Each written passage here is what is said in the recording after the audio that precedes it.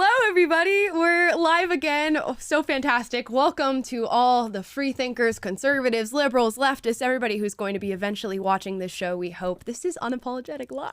How crazy is that? So, new show. We told you guys there's new content happening after Will and Amala saw itself out. Will's coming out with a new show here shortly, so be on the lookout for that as well. And a lot of you are asking me, is Taylor going to be on the new show? Taylor, are you going to be on this new show? Is Taylor here? Am I here? I don't know. Where are we in this moment in time? It's, honestly, it's like, it's like riding a bike. It feels great to be back. We've been working so hard on this set and just transfer all the promotions and everything, but we're back. Feels really good to be back. And it's just like riding a bike. It's just like riding a bike. We're back. So I figured, I was thinking about, what do we make this first episode of Unapologetic Live? How do we bring in this show? And I want to talk about first the format of the show, how it's going to work. It's going to be a daily show that we do every single weekday, coming to you at 3 p.m. Pacific at 6 o'clock Eastern, my bad guys. And every day we're going to be talking about a new issue, taking a deep dive into a different subject matter. We're going to be talking about Disney, whether or not we can constitute that as grooming, which is a big debate among conservatives and leftists right now. We're going to be talking about TikTok. We're going to be talking about transgenderism and gender theory and critical race theory, things that are happening in the news, things that people are talking about, trending topics on Twitter and Instagram and Facebook and YouTube and all those platforms. And every day we'll come to you with something new. Now, if you guys were on YouTube yesterday and you're subscribed to this channel, you saw a video go up about policing in America and how I used to hate cops. I used to think the cops were racist. I was terrified of them due to the indoctrination of my past. As some of you know, I was a woke leftist, not even, 4 years ago now? Insane. So we made a video about that, really identifying whether or not the police in America are systemically racist. Now, I came to the conclusion that they are not, and you can go and check out that video and see the facts that I found to get to that conclusion. See if you disagree. I saw a lot of people in the comments going through their own personal experiences with police officers, how they came to their own conclusion on the subject matter. And really what we want to do with this channel is have open, compassionate, good faith conversations about the issues that everyone's talking about. I think so much of what we need right now is dialogue, and that's something that I want to encourage with this show. So this is not just a show for people who are conservative. It's a show for anybody and everyone who is willing to listen to an opinion that they may or may not agree with. And we're going to start off the show just by talking about the issue at hand, going through the different perspectives that people have on it, what their possible biases might be, what my possible biases and blinders might be, and then we'll sort of go through some research and try to come to a conclusion on things. Now, like I said, go and check out that policing video, see what you guys think about it, leave a comment down below. And another thing that I really want to accomplish with this show is sort of stepping outside of what is considered to be the mainstream narrative, because so much of what we hear is just this cookie cutter version of what people want you to know and the things that they want you to think. And we see this so often on social media, we see this in news media, we're now seeing it in our schools, we're seeing it in Hollywood and entertainment, where really you just turn on a show right now and I feel like I'm just getting nothing more than political propaganda, even with things that are purely meant to be entertainment. So really analyzing these mainstream narratives and seeing, is what is being said here really true? What are the motivations behind people saying these things? Why might somebody want to trick you into believing something? And, am I right about this? And as much as I want to call out other people for lying and being wrong and promoting false narratives, I also want to have that accountability with myself. So if I say something that is false or that promotes a bias of mine, I want that to be called out. I want us to come to the bottom of that argument and really find out why we believe the things that we believe and how we get to objective truth, because that's what I think we need to start finding in this society. Again, so people of differing thoughts, welcome. Today, I wanted to sort of lay the groundwork and reintroduce myself, because I know a lot of you know me. You're watching on PragerU, you're watching on the Unapologetic channel right now, which halfway through this show, we're actually going to be transitioning over to my channel, Amala Unapologetic. It's in the description down below. Hopefully Spencer or Taylor will also put that down in the chat. I want you guys to be watching over there. So halfway through the show, we are going to cut out on PragerU and head over there. That's just on YouTube, by the way. So if you're watching on Facebook, you're good. You can stay there. Exactly. Yeah. So just on YouTube. Now, Let's talk about this. Taylor, obviously, we know, I've already told everybody I used to be a leftist. Were you ever a leftist in your life, or have anything that deviated from, mainstream conservative belief? I was never very political. I was definitely never a leftist. I was just raised in a very conservative Christian home and environment. So I'm on the flip side of the coin from you. Is there my experience with fundamentalism, or not thinking for yourself? It is more on that side of like religious fundamentalism and beliefs in the church that I just believe because I was told to, or kind of just raised in that world and never wasn't really thinking for myself, but was just going along with it. So my journey was more one of looking for objective truth and distilling out the dogma that I was just fed through religion, rather than distilling out dogma I was fed from a leftist upbringing. Right, and I feel like everybody sort of has those journeys in life. You have the things that you're taught as a child and the things that sort of stick with you from your cultural environment, your socioeconomic environment, and those are the things that you just sort of live with and accept to be fact. And it's not until you sort of get older and start gaining experience and meeting people and hopefully gaining wisdom that you realize, oh man, I just have a specific set of beliefs, or a map of meaning, if Jordan Peterson would call it, and I need to start looking outside of that. So a lot of you ask me, first of all, how were you a leftist? What happened there? How did that come to be true for you? And then what woke you up? What was the sort of aha moment? And we're going to get there, and you're going to eventually learn that I did not have an aha moment. There was a long and gradual process to getting red-pilled, as we like to call it. So I'll tell you a bit about my story. So, hi everybody, I'm Lepinobi, 21 years old now. When I was a child, I was born and raised in a really rural conservative town in Central Florida. Very yeehaw, how y'all doing, Southern hospitality type town. And that's where I was. And I was a child of 3, so I have a younger sister and an older brother. And I happen to be raised by a single mother. So my mother happens to be white. That is not particularly important to me, but it just becomes important to the story as we go through it and sort of talk about the things that I was taught as a child. Obviously, if you look at me, I'm not the whitest individual. I happen to be half black and half white, but I was raised by my white mother. And through the duration of my childhood, I was taught a lot of leftist ideology because my mother happens to work for the political left, and she still does to this day. And I always try to think back. A lot of these things come to you in retrospect. They're not things that you truly think about when you're living in the experience and you're going through it yourself. And I think back to what was my earliest political memory. And when trying to come to a conclusion on that, I found that I think the 2008 election night was my earliest political memory. And I remember at the time I was 8 years old, and I was so excited because my mom said I could stay up past 9:30. And I thought, okay, this is a fantastic day. I get to sit and watch the election results, which was so boring to me, but I got to stay up past my bedtime. So that was great. And I stayed up and I sat in the living room with my mother, my sister, and I believe my brother was there as well. And we watched as all these votes came in. And I remember not even being really half awake when they actually announced who the president was, Barack Obama. But when this did happen, my mother started bawling her eyes out in front of the TV. And I sat there just sort of as a young kid who had heard whispers about the election. And in school, we were doing our own little class election where we voted for which student we would want to be the president of the class. And I watched my mom crying at the television, and I did not understand it. It baffled me in that moment, because my mom was, as you can imagine, very adamant about what she believed, very strong-willed in what she believed, and very open about it. And she had, of course, supported Barack Obama, and in the work she was doing was helping to gain votes for this candidate. So I watched her crying in front of the TV, and I thought, why is she crying? This is the man that she supported, and now he's president. This is great. And my mom made an effort to tell me, my sister, and my brother that she was crying and so emotional because she never thought a country as racist as America was going to be able to elect a black president. And I remember hearing that at 8 years old and going, oh, what? So this is a weird thing to have a black president? This hasn't happened before? And I remember thinking in that moment that blackness must be something that's really important.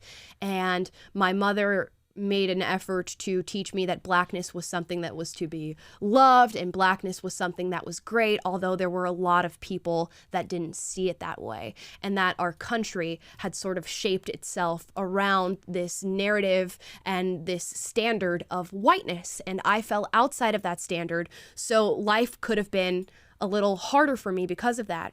So that was 8-year-old me. And again, my mother was a single mother. So on days that she was working and maybe I was off from school, I was going into work with my mother. And I remember being surrounded by people who were very much entrenched in this ideology, teaching it, practicing it, preaching it, and organizing around it, because that's what they did.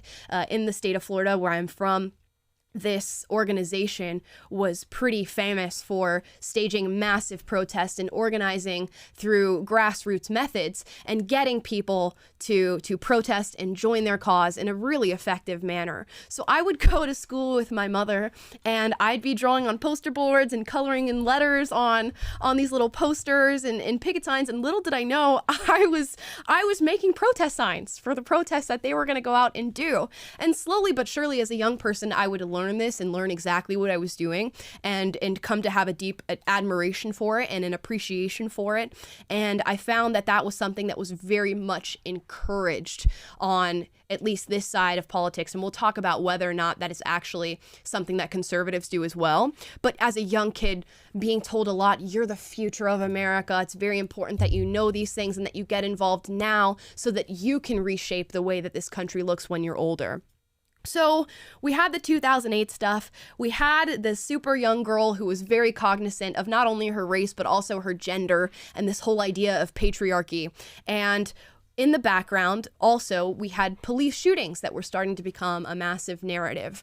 I remember as a young teenager hearing about Tamir Rice and Eric Garner and Michael Brown and really seeing the Black Lives Matter movement come to fruition. And I would watch these horrifying videos. I think the one that I remember the most is Philando Castile. And I don't remember exactly what year that police shooting happened, but I remember being on my phone, going on social media, pulling this up, and watching Philando Castile get shot and killed by a police officer. In this particular situation, he was stopped during a traffic stop, and Philando was very respectful to this police officer. He made the police officer aware that he did have a firearm in his car, but that he owned it lawfully and legally and that he had no intention of reaching for it. And when asked to reach for his wallet by the police officer shot him.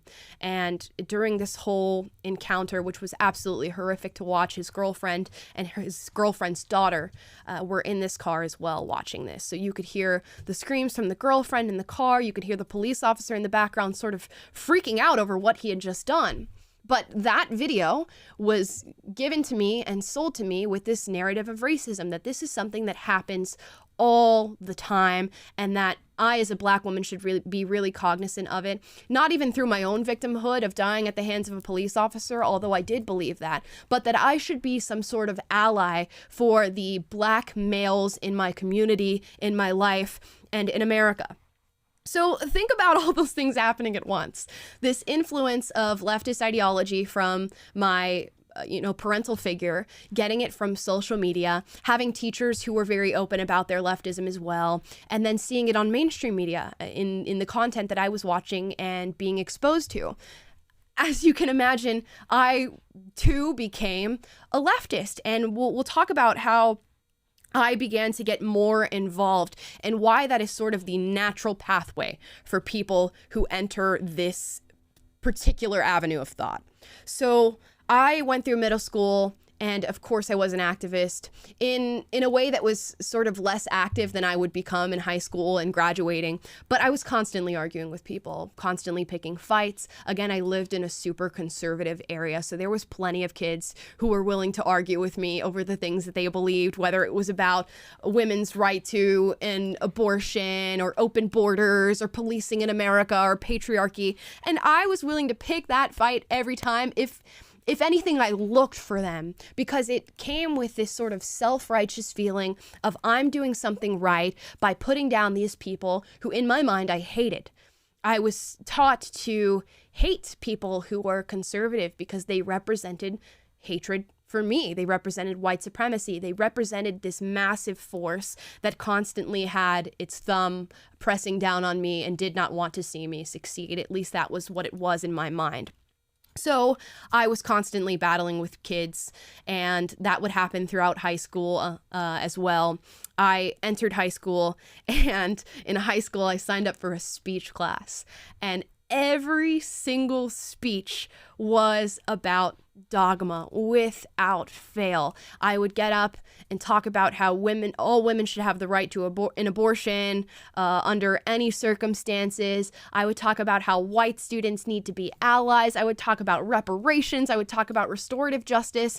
And I considered myself to be pretty well educated in these things, but only in the sense that I knew the talking points that I was taught, and I knew the catchphrases and the slogans. So I would write these speeches, and every single time people could anticipate what I was going to talk about and how I did it. And sometimes students would complain and pick arguments with me, and every single time I would fight them to the best of my abilities. Or really not the best of my abilities, with the best dogma that I had. And in high school, I had a group of best friends who happened to be conservative, and they, I think, were truly scared to have conversations with me about politics, and we just avoided it at all costs because I was not a nice person. When you couple this ideology and dogma with the hatred that you feel and the anger that you feel towards you white people, towards America, towards our institutions and systems, towards the schooling system, because remember, everything is pitted against you in this vein of thought. I was angry. And I remember that my best friends would talk about reverse racism, which now I truly believe to be just racism. But this concept that white people cannot experience racism because they hold the power in this country. I'm sure you've heard that, Taylor. Oh, never heard that. Yeah, but I was taught from a young age that only black people and Hispanic people, not even Asians, because we leave them out of the equation so often when we have political discussions, but that only black people and Hispanic people could truly experience racism because they had a lack of power and a lack of privilege. And because white people held all the power, the privilege, they had higher socioeconomic status, it wasn't possible for you to be racist towards white people. So my white friends would talk to me about how they're seeing all this racist stuff towards white people on the internet. And I would sit there and go, no, you're not, because it doesn't exist. You can't be reverse racist towards white people. And for whatever reason, these girls remained friends with me, and they're still friends with me to this day. But that is who I was. That is what I was like. In particular, in Florida, there was... That state was a hotbed for political discussions. And what really ramped up my involvement and my activism was the Parkland shooting. So the Parkland shooting happens at a high school, and multiple students die because another student decides to bring a gun on campus. Now, knowing the sides of the left, of course, a massive anti-gun and gun reform movement was sparked in the wake of this horrific attack that happened. And I was so ready to jump in. Florida in particular started pushing for legislation that would allow teachers to have guns on campus, which is honestly a piece of legislation that I still question to this day whether or not that's helpful in saving children's lives. But of course I was angry at this. You want a gun near me on a school campus? How dare you? And I organized every single student that I could to wear red t-shirts and go to the school board, and I gave this bold and impassioned speech to these school board members, which I wish I had a video to show you guys today. It exists somewhere in the ether on the internet. If you guys can find it, please don't ever show me it, because I'm sure it is very, very cringy. But I went to this school board and started protesting them. And I remember saying, I might be a kid now and I might be in high school, but one of these days I'm going to be a constituent. And you better believe that when I am voting you out. Just the amount of self-righteousness that I had at such a young age should have been very, very concerning to me, to my parents, to my school, but it really wasn't. And I was constantly affirmed in this. And after doing that school board protest and giving that speech, I was invited to be a speaker at the March for Our Lives in Orlando. So after the Parkland shooting happened, students everywhere started organizing these protests called March for Our Lives, where they all took to the streets and advocated for gun reform and in some cases a complete and utter ban of the Second Amendment across the United States. And I was invited to speak. So I said, absolutely, I will do that. And unlucky for myself, I have a video of me doing that and giving that speech, and I'm going to react to it here today with you guys and hopefully debunk some of the things I said. I'm going to be just really cringing a lot during this entire video. Luckily, it's only about 3 minutes, so let's go through it. Here we go.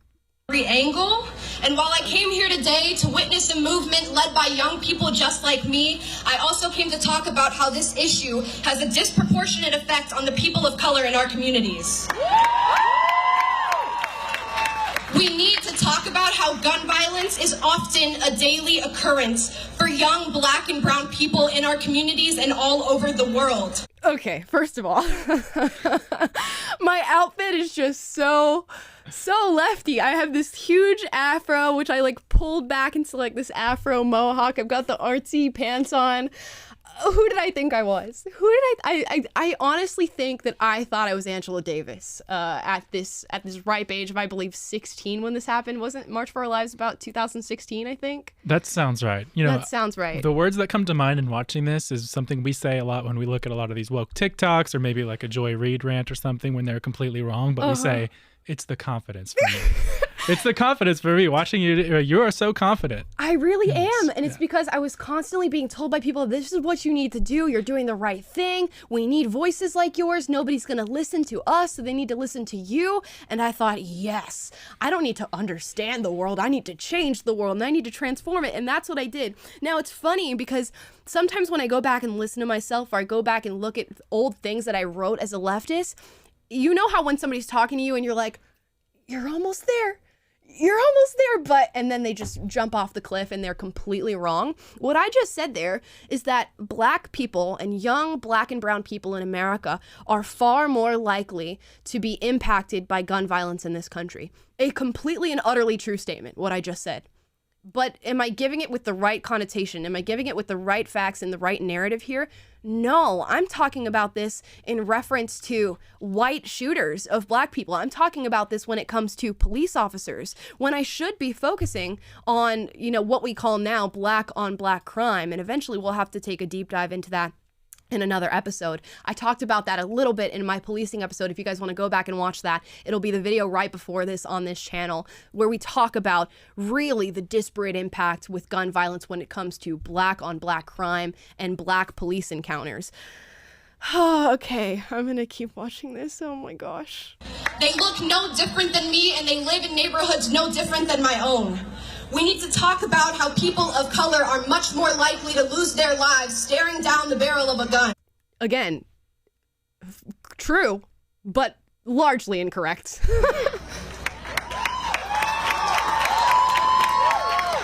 We need to talk about how this has been a problem for people of color for generations and generations. Not quite. Not quite. Actually, the recent really big growth in gun violence is not past generations and generations. And you'll find that people on the left love to use this as a talking point. The disparate impact of gun violence has been generations and generations. The disparate impact of mass incarceration has been generations and generations. The socioeconomic decline of the Black family is generations and generations. And then you look into it and you go, ooh, no, it isn't, because actually the Black family was going through sort of this golden age before we instituted this welfare state and started having these conversations around what it means to be Black and identifying Blackness and talking about racism and all these things that sort of draw our attention away from real problems. So, oh, yikes, here we go. And in the case of the Parkland shooting and many before it, we need to talk about how shooters of white backgrounds are referred to as children, former students, mentally ill individuals, and lonely and confused rather than what they actually are, and that is terrorists. It's the confidence for me. Oh my gosh, I almost want to cry watching this. You know, a lot of people say, like, you're such a liar, you were never a leftist. And you know what? I wish I was lying, and I wish I did not have video evidence of this happening in my life. Okay, let's talk about what I just said. So I said, so often in the case of mass shooters, we talk about how we call them kids, we call them former students, we call them mentally ill, we call them lonely and confused, instead of calling them what they actually are, terrorists. This is not an argument. And it would have been, I wish somebody had just grabbed me and been like, you know what, you can be all of those things at once, and actually not focusing on the mental health aspect of it, not focusing on that lonely and confused part of it is actually going to cause more of these things to occur. And as I've gotten older, obviously, and looked into these issues, mental health, things like being on SSRIs, antidepressants, and things like that are closely linked to whether or not you commit mass shootings. And that's something that nobody wants to talk about when we have these discussions. Clearly, I did not want to talk about that at 16. I was so focused on what is just plain to see, what is just right in front of the face. And what is right in front of the face is race and gender. So if I saw somebody who was white and male, I had already made up my mind. That was in the case of police officers and average everyday people. That was in the case of mass shooters. If you were white and male, I was done with you. I already had my narrative. I had my talking points. And obviously this is clear to that. But what shows here is how the ideas that I was given as a young person truly ramped themselves up and came to the forefront as I got older and older and older. Because when I was young, even a little kid, before I knew anything about politics, I was being told that when I went to the grocery store with my mother in my white rural area, that white people would look at me and my mom and give us bad looks. And when I asked, well, why would somebody give me and my mom a bad look? I'm just with my mom in the grocery store. I'm picking up some apples and putting them in the cart. What's going on? And I would be told that it was because I was black and my mom was white, and white people did not think that we should be paired together, did not think that my mom should have married a black man and had a black child. So learn that at 5, 6 years old, and then check back in with that person when they're 16, 17, and into their early 20s. Are we shocked that I turned out like this at that age? Shouldn't be. Let's keep watching.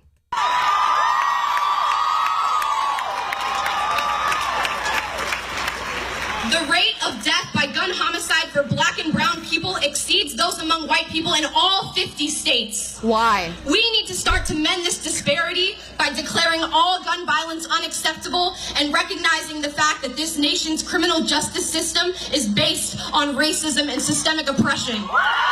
What a non sequitur argument. I don't even know how to debunk that because it makes no sense. Oh my gosh.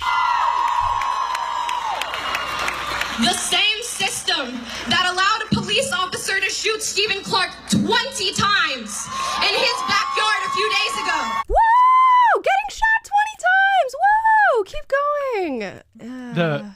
The people cheering for you is really, that's just as strong a thing as anything, that it's the reinforcement of, it's like not only are you given these simplistic narratives, like you were saying, it's like literally skin deep narratives about how to interpret the world and how to interpret your own identity, but then you link up with people who are championing that and patting you on the back the more that you just puppet these talking points, even if they don't make sense, which is the crazy part. Right. And this was a crowd of thousands and thousands of people. I wish the camera had panned over to show you how many people were listening to this and watching and cheering this on. Unbelievable. The same system that sends people of color to prison for 10% longer sentences than white people for the same crime. It failed to mention why in those studies that talk about sentencing and that disparate impact on Black people do not look at why that's the case, whether or not the person was a repeat offender, how many people were put in danger during the incident, how many people could have died. What weapon was used during the incident, how violent the crime was, yet they go and they put out these things like, I believe now the stat is that Black people get 20% higher sentences than white people for the same crime. And again, no mention to why these things happen. Same system that mentally evaluated Dylan Roof, a white shooter who took 9 Black lives as they prayed, not once, but twice, even though he said many times that he knew exactly what he was doing. This is unacceptable and needs to be addressed because where is the justice in this system? And where is the justice in this nation's gun control legislation? We need to seize this moment and this power, not only for school safety, but for everyone's safety.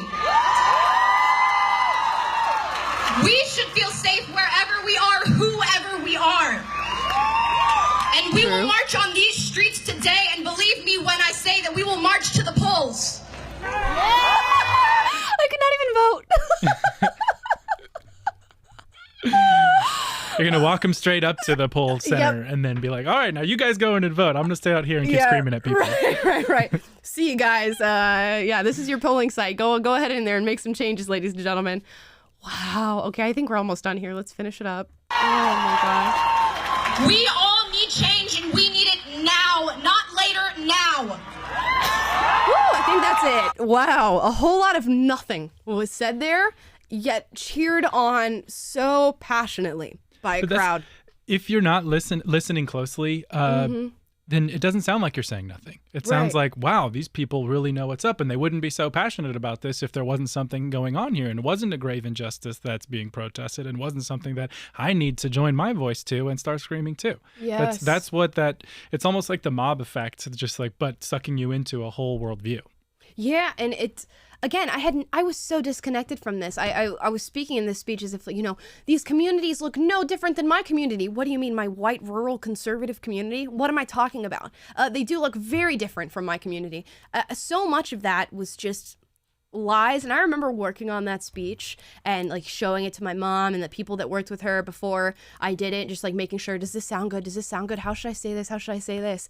And it's just training in a lot of ways. And I remember being so inspired, not by adults who were in these political movements and giving speeches like this, but other children. If you guys remember and were part of this and keeping up with everything, when the March for Our Lives happened and when the Parkland shooting happened, we saw 2 activists come out of that incident. Actually, a multitude of them, but the 2 that I followed and who were most exposed when it came to media and social media were David Hogg and Emma Gonzalez, 2 students at Parkland who joined this anti-gun and this gun reform movement after the Parkland shooting. And I remember looking at these kids who were the same age as I was and going, wow, I look up to them. And I believe, quote me, correct me if I'm wrong, but Time Magazine did a whole front page thing about how young Americans were going to be leading the charge of change in this country, and they were truly the ones to watch when it came to politics.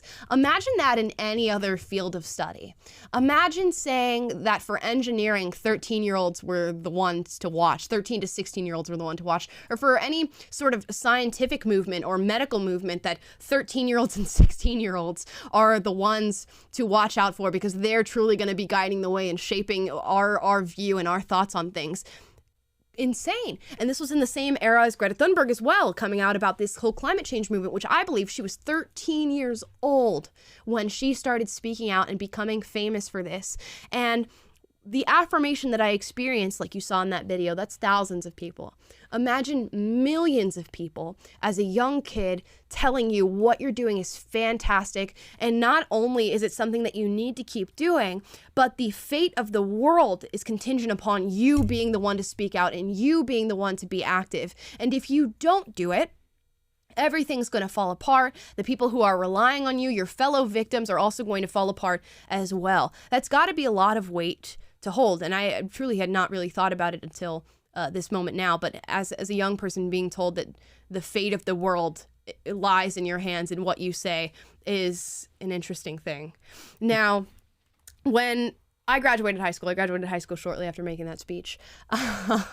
And I thought, higher education? Absolutely not. We don't need to go to college. The best thing that I can do is become an activist. We have so little time to change the world. I need to do it now. So I went to my mom and said, I don't want to go to college. Can I work for your organization? And she said, okay, let me talk to some people. And she went and talked to them. I did an interview and boom, I was hired. And what was my job? As if the story could not get any more ridiculous. What is fact is often so much more strange than fiction. I got hired to be a youth organizer. And what did that mean? It meant that I was going around to middle schools and high schools and finding students who were politically involved or politically apathetic and going, you heard about socialism? You heard about racism in America? Have you heard about patriarchy? Have you heard about how all women should have the right to an abortion? No? Come and join me, kids. Let me teach you about your own oppression as it was taught to me, and then you can join this organization because guess what? We can't change the world if we don't have you doing it. And I was creating other activists and really instilling fear into other people that their future was in jeopardy if they did not act. And I got all these students to come and join me. And what we did was we basically funneled them through the organization. So they'd come to a meeting with me and I'd go through a little PowerPoint with them. And then I'd say, hey, do you want to come and knock doors for campaigns? Sure, it's super fun. Let's go and do that. They come and knock doors. Okay, do you want to become a fellow? And what the fellows were was that they worked with us for a summer and we paid them a stipend of, I want to say it was like $500. So now not only do you get to have this self-righteous fulfillment of being an activist, but we also paid you for it. And I tell a lot of people when you see these protests, think about how many people are organizers or students who are in these fellowships getting paid to be there because it can be quite a lot. And it was in my case with working with students. So we'd funnel them through the organization. And now I was working with this whole team of young people. And this is a phenomenon that I've thought about for quite some time and just coined it, I think, self-regulating victimhood, that once you've successfully taught somebody that they're a victim, that they're oppressed, they will regulate that for themselves. You don't have to have the conversation again. And not only will they do that, but they will go and convince other people that they are victims as well, because it's the only way out. That's the only way to fight it. And that is what I did. Now, of course, that did not last because I'm here talking to you right now. And so often people, I think, tried to speak to me, or at least wanted to speak to me, and maybe had a fear or an intimidation towards doing so because I was so averse to hearing things that were different from what I believed. I think I actively tried to stay as far away from people who disagreed with me as possible. I did not want to hear it. I viewed it as a personal attack on who I was as a person, and I shut everyone out. And I always try to think about it, was I afraid of being wrong? Is that what truly led me to push people away? Or did I truly have hatred for people who disagreed with me? And maybe it was a combination of both. I'm not sure. Have you ever felt that, Taylor? Of just like, I can't possibly listen to somebody who disagrees with me, either from like a religious fundamentalist standpoint or even a conservative standpoint. Did you have that?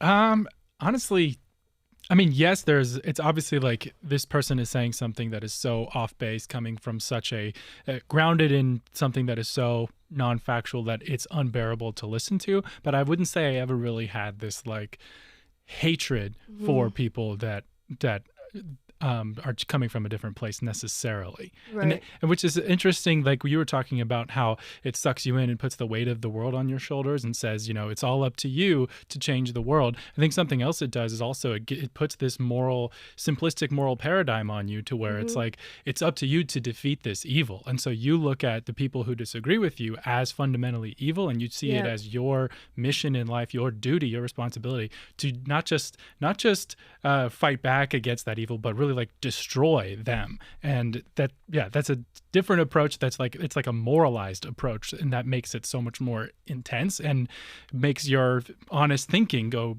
further in the back of your head. Right. That's so true, because I remember saying, politics is not just politics. It's who you are as a person. It's what you believe. It is your moral ground that you stand on. And if you're a conservative, you are against me in every way, shape, and form you could possibly be against me. And now, I go on Twitter, when somebody who is very prominent in either of these movements dies, like when we saw the death of Rush Limbaugh, rest in peace, so many people were going on the internet and saying, you know, good riddance, I'm so glad he's dead, I wish it was a horrible and painful death.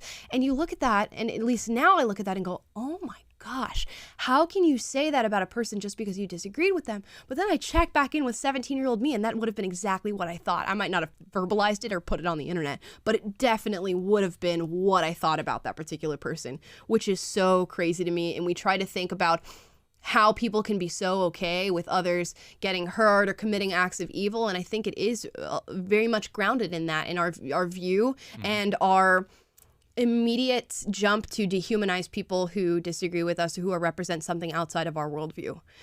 So that's what I was like. Now we're going to talk about sort of the transformation, how the red pill came through and what happened there. And guys, we're going to cut off on the PragerU channel right now and go only to the Amala Unapologetic channel. It's in the description down below. We're also going to put it in the chat. So if you want to keep watching the rest of this episode, find out what my red pill moments were, go to the Amala channel, check it out, go subscribe, and I'll see you guys in the live chat over there. I am watching and listening. Now, let's get to the red pill moments and how this happened for me. And a lot of people ask, I think it is the question that I get asked the most, is what was the moment that made you realize that you were not a leftist, or at least you did not identify with a majority of what the political left believes? And there was no aha moment. It was a multitude of moments. So I'm going to go through some of those and go through them quickly before we sort of get to the end and wrap up here. But I'll tell you I can give you a little bit of insight to how these organizations work. Now, of course, a left-leaning organization is going to function very similar to a right-leaning organization. We have the meetings, we organize, we work on our different projects, those things happen. But the meetings start a little differently, I'm going to imagine, than they do in conservative groups and rooms. So when I was working for this organization, we did something called community agreements, which, if you've ever heard me do a speech before, I talk about this quite a bit because it speaks to the culture and the environment of some of these places. So you come and you sit with all of your coworkers, and before the meeting starts, let's say we're doing a meeting on a protest that we're about to do in a week or so. We'll pull up a little whiteboard and we'll start writing down community agreements on them. And those are rules that you agree to abide by before the meeting starts. Some of these rules will be, do not misgender somebody. State your pronouns before you introduce yourself and before you speak on any given occasion. Make space and take space, because we know we love slogans. So, speak for a little bit and then let somebody else talk. Don't yuck my yum, which is, try not to criticize people too much. We had posters in the rooms that said, you don't give people advice on their health or their weight or on what they should be eating, as that represents fat phobia. At one point, we had a conversation where we could not use the statement stand up and speak up anymore because it was ableist towards people who could not stand or who were wheelchair bound. So how could you guys have been so ignorant to not be so ableist? Yeah, it's just, oh my gosh. So you would think that would be enough to make me think, oh, am I really working with the right group of people here? But it wasn't enough. And one of these days we started writing down community agreements, and my coworker got to the end of them and she said to all the white people in the room, the cisgendered heterosexuals, don't speak at all during this meeting. You've had the stage for long enough. We don't want to hear from you anymore. It's not your time anymore. Let the most oppressed people speak. And I remember something striking me, even though this was virtually language I had heard this entire time that I was working here, just something about it felt so blatant. Something about it was so sharp. And I remember just looking around this room and seeing people nodding, some people laughing, even white people like my mother in the room agreeing with this wholeheartedly, and thinking, oh no, that does not sound right. And I was going to work every day and hearing all of this stuff, and then going home to my white family that had taken care of me my entire life, fed me, clothed me, made sure I was doing well in school, made sure I was happy and healthy, and hearing that those people were inherently racist and that there was something wrong with them since they were born, and thought, okay, you can't hold these thoughts in the brain at the same time. But still, I was so dedicated and I didn't want the things that I believed to fall apart. And I still have that problem to this day. Whether or not that is linked to what I was taught or that is part of who I am as a person that I just need to work on, we'll hopefully come to a conclusion on that during the duration of this show and in some other future episode. But I did not want to believe that what I thought was wrong. So I continued to work and went about my day. I got assigned a project. And this project was particularly interesting to me because it was race focused, which is the most important issue to me, or was the most important issue to me then and sort of is now. This particular project was called the Groveland Four. It was a documentary about four black men who would be wrongfully accused of sexual assault in Florida near the town that I grew up in, and who went through a completely traumatic experience due to that false accusation. I believe 2 of them were killed, wrongfully so, and the other 2 were just so traumatized that I'm sure their lives were never the same. You can look up the story and, fact check me on that, but that was the premise of what I was doing. And I was showing this documentary, again, to middle schoolers, high schoolers, college students, and going, look, racism, you see it? And this still exists today. I know this was a long time ago, but this exists today and it's happening all the time. Look at our criminal justice system. Look at mass incarceration. It's all racism. And little did I know, in the background, Brett Kavanaugh was going to be accused of sexual assault during his Supreme Court nomination and his hearings. And I watched this happen. I watched, Christina Blasey Ford come forth and give this emotional plea for why he should not be on the Supreme Court because of what he had supposedly and allegedly done to her. And I saw the man cry in front of not just all of the senators, but in front of America about this whole situation and his name being dragged through the mud, a very similar thing that happened to Clarence Thomas during his Supreme Court nominations. There seems to be a trend there. And I thought, okay, whether or not he did this or he did not do this, why is the side that I represent saying that he does not deserve due process in this case and that he's guilty without being proven of anything? And I went to my boss and said, hey, we're working on this project, the Groveland Four, and this is happening to Kavanaugh right now, yet you have absolutely no sympathy for him, but the utmost sympathy for these 4 men. What's the difference? And he straight up told me the difference is that Kavanaugh's white, he looks like a frat boy, he did it, he should hang, was what he said. Now I'm paraphrasing except for the hang part, because he said he should hang. That was how he finished, explaining himself to me. And again, boom, strike 2. I don't feel like I'm in the right room right now. I feel like we are being antithetical to what we are claiming to espouse, this tolerance, this anti-racism narrative. And again, I couldn't possibly deviate from what I've been told my whole life. I'm going to continue working. I started knocking doors in Florida for the Andrew Gillum campaign, which we all know how that turned out. If you don't, give it a quick Google. I can't talk about what that man did, but not good. And I knocked the door. The people answered. 18-year-old me went, hi, have you heard of Andrew Gillum? And would you love to vote for him? I can talk through all of his talking points and tell you everything that he believes and how everything is going to be so much better for you when he's the governor of Florida. And this guy answered the door. He happened to be a Cuban American. And I started saying, hi, have you heard of Andrew Gillum? Would you like to vote for him? Let me tell you about all the talking points that I just learned 5 minutes ago. And he said, hold on. And he came outside the door, and this Cuban guy started talking to me about how I came here from Cuba. My people were persecuted under this, dictatorship in my country. We had no freedoms. And where did I go to escape that? He said, I came to America. While people were protesting and fighting in Cuba, what were they fighting for? American values. What flag do you see the people holding in the streets? The American flag. And he said, I might be Cuban, and there's this expectation that comes along with being Hispanic or of Hispanic descent in America, but I am a constitutional conservative, and I will not be voting for him, and I think you should truly rethink why it is that you believe what you believe. Is it because this is just what you've been taught and what has been expected of you, or is it because you truly believe it?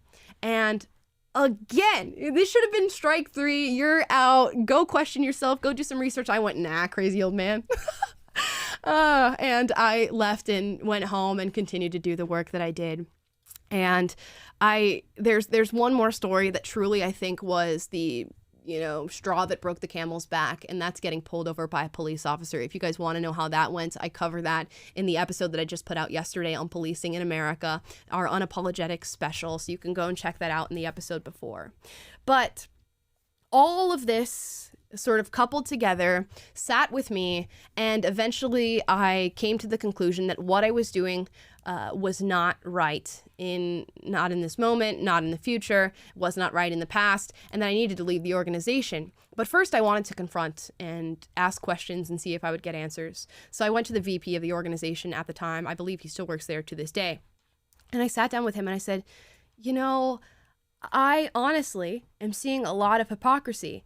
And this was an embarrassing thing for me to do. It was a hard thing for me to do because there is sort of this aura of if you disagree with one thing, you're against us in every way, shape, or form. So I went to him and sort of nervously asked him these questions and got no answers. He looked at me and said, you just don't know how oppressed you are.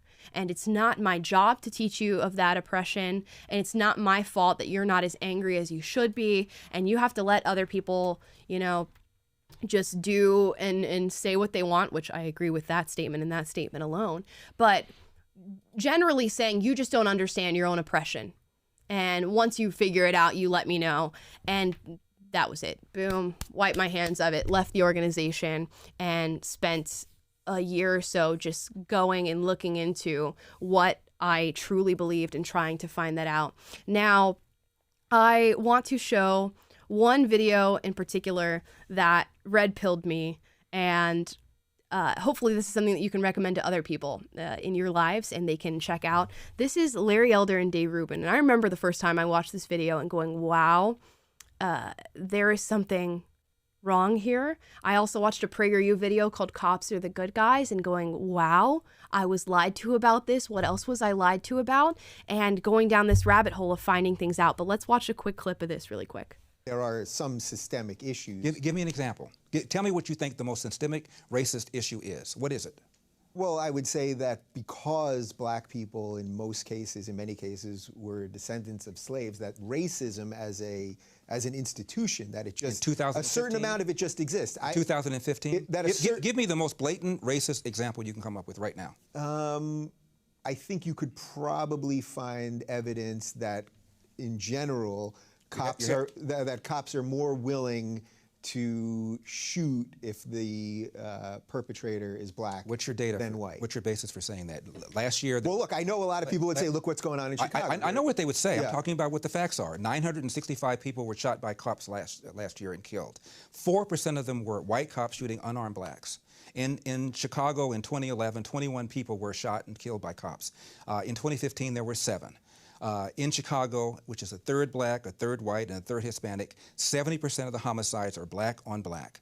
About 40 per month, almost 500 per year, last year in Chicago, and 75% of them are unsolved. Where is the Black Lives Matter on that? The idea that a racist white cop and shooting unarmed black people is a peril to black people is BS. It's complete and total BS.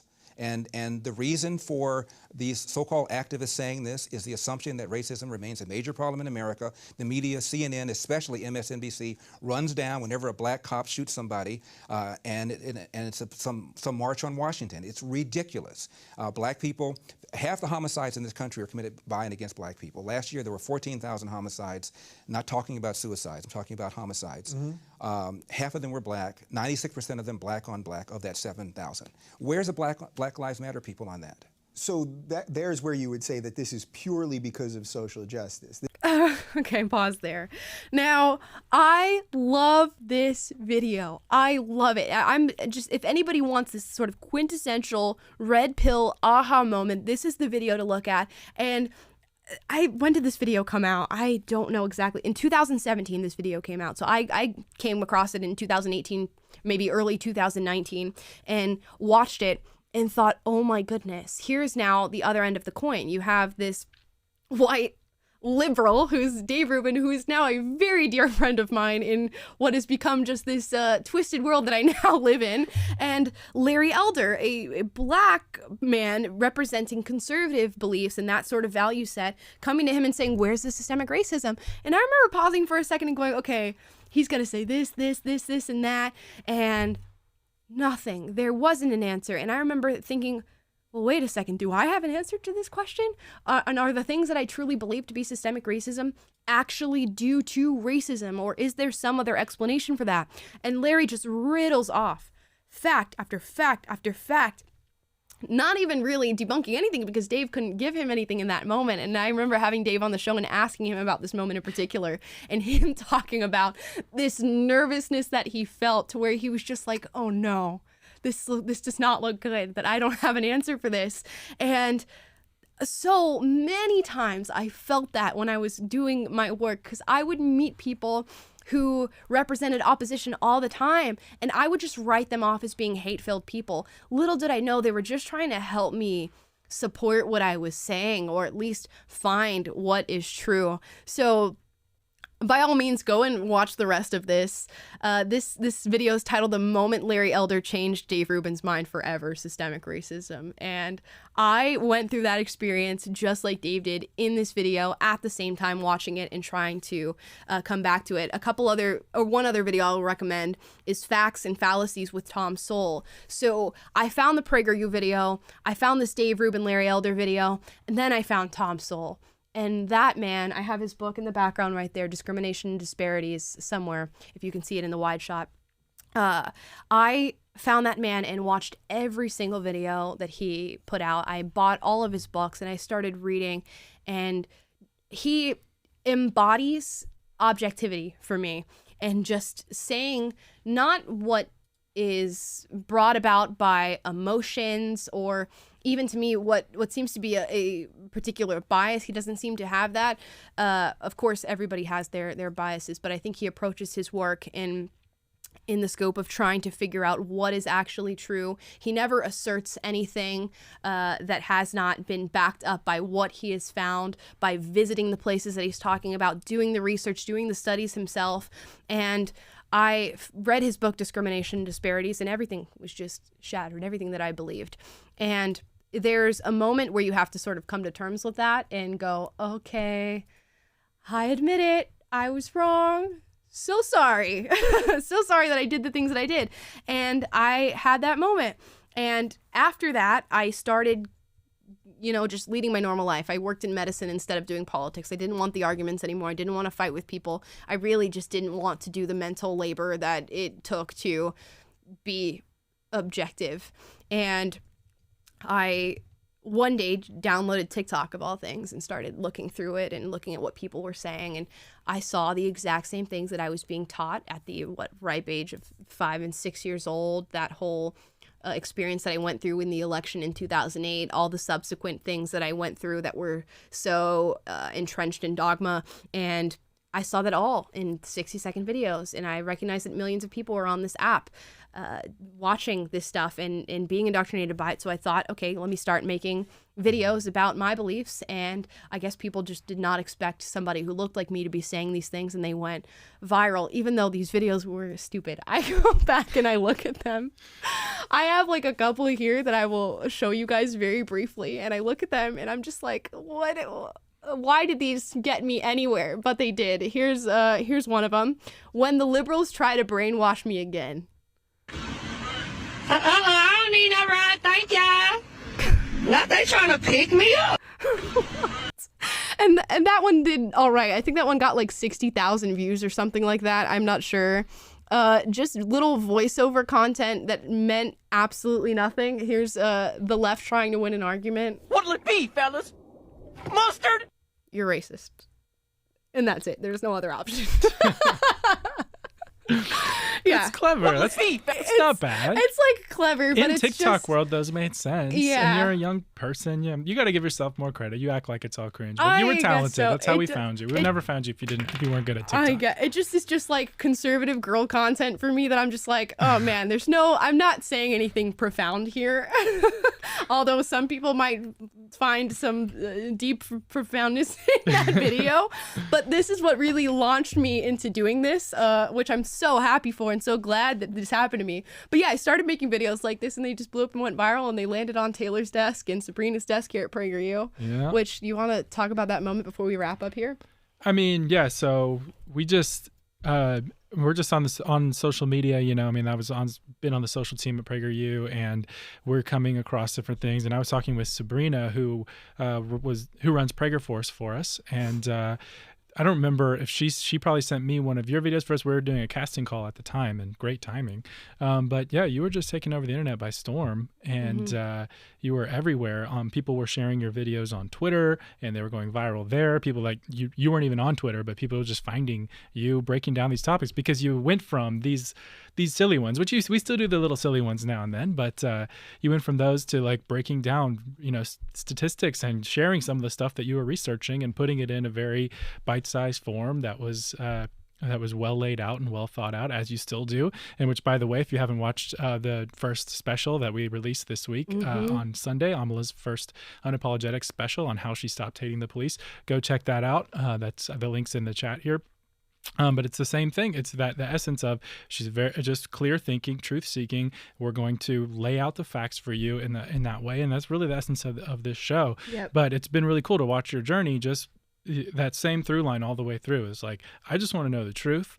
I'm thinking for myself. I'm not going to be spoon-fed dogma from anyone, and I'm going to lay out the facts as I see them, and in a way that only your talent can. Taylor, stop. Yeah. Stop. But anyway, so I'm really excited for what lies ahead, and I think we're going to help a lot of people just do and let into your process of thinking and just deconstructing things, distilling out dogma, getting to the facts, and laying them out for people. I'm really excited to just go on that journey and going issue by issue of what's going on in the culture, and just helping the world see the truth. Right. So, guys, before I'm going to wrap up and give sort of a closing monologue here, but I want to ask you guys, please, to like, subscribe, turn on the notification bell to be notified every single day when we go live. That is now 3 p.m. Pacific, 6 p.m.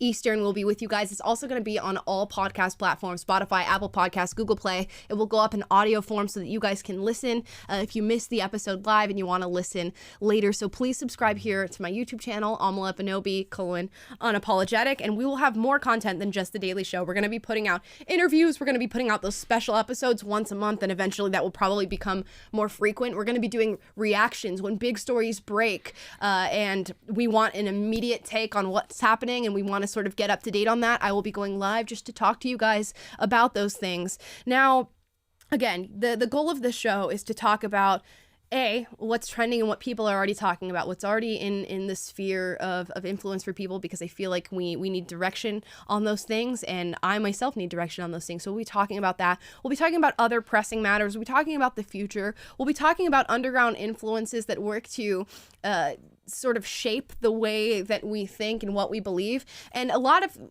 things that we're going to try to focus on are, what are our blinders? What are my blinders? What are Taylor's blinders? What are the blinders of people? I don't have any blinders. Yeah, not a single one. Yeah. I am just tried and true all the time. I never mess up. I never say the wrong thing. Probably true of you, but yeah. No, definitely not true of me. So going through that on a case-by-case basis, giving a good faith argument for why people who label themselves as progressive, leftist, or liberal believe what they believe, and doing the same for people who lean right and call themselves conservative, and trying to just shape our opinions, hopefully by the end of each episode coming to some sort of a conclusion on what we believe. I believe tomorrow we're going to be talking about Disney, and really the rapid descent of that company into being nothing more than a political playfield for progressives, really trying to give ideology to young children. It's something that's come to light recently. I don't think Disney was always that way. I loved Disney as a kid. I thought they represented family values, values of freedom, values of growth, and really looking in at the inner self and finding out who you are and who you want to be, and being true to who you are and who you want to be. And now I think that has somewhat changed, but I could be wrong. So we're going to look into that, look into the people who are backing Disney and what they say Disney represents, look at the people who are opposed to Disney and what they say it represents, looking at videos released by Chris Rufo that show Disney executives having these conversations, and then having the discussion, the grooming discussion, because I'm going on social media and reading the news, and there seems to be a massive debate among right-leaning people as to whether or not teaching kids sexual ideology can be considered grooming. I believe the word pedophilia is being thrown around quite a bit as well. Is that rightful? Is that something that we should be saying in these cases? Is it on a case-by-case basis? So we'll have that discussion, hopefully come to a conclusion here. Now, what I want to also point out is underlying influences in what we see and what we believe, and there are underlying influences on both sides. Do not get that wrong. And I want to close out the show by not only saying, please subscribe, leave a comment down below on a topic that you would like us to discuss and talk about. What's something that you feel like you don't know enough about or you want to have a discussion about? Put that down below in the comments after we end the show. But if you're ever wondering, how people can be motivated, and as it pertains to this specific episode and my own indoctrination and awakening, I want to read this Booker T. Washington quote. And think about this not only in relation to people of color or colored people and Negroes, as he uses in this quote, but think about this in relation to yourself and your own motivations and people who are trying to persuade you as well. There is another class of colored people who make a business of keeping the troubles, the wrongs, and the hardships of the Negro race before the public, having learned that they are able to make a living out of their troubles. They have grown into the settled habit of advertising their wrongs, partly because they want sympathy and partly because it pays. Some of these people do not want the Negro to lose his grievances because they do not want to lose their jobs.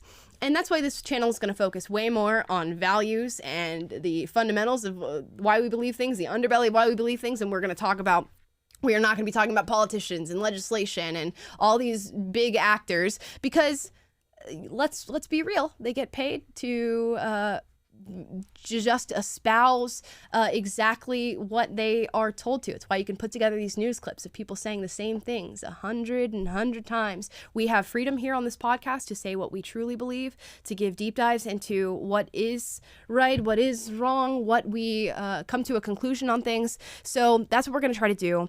And in the same way, we are going to, again, look for those blinders for us and other people. I think that concludes our first episode. Wow. Did it. We did it, guys. It was a lot of turmoil. We were, before we went live, having lots of technical difficulties. It is. Yeah. We'll get your pretty white headphones working soon. Yes. Eventually, everything will be up and in working order, and we will have to worry about nothing, and we'll just go live and do the thing. But today we had a little bit of a rocky road, and you got your episode, so I'm just happy that it all came to be. It's only up from here. Right, only up from here. Thank you guys so much for watching. Please like, subscribe, click the notification bell to be notified every single day when we go live. And if you'd rather listen than watch, or you'd rather do both, go to Google Play, Spotify, or Apple Podcasts. Listen there. You'll find the full episodes. And that is it for today. Again, tomorrow we're doing a deep dive into Disney and whether or not they're indoctrinating children. Is there subliminal messaging there? So we will see you tomorrow at 3 p.m. Pacific, 6 p.m. Eastern. Bye, guys.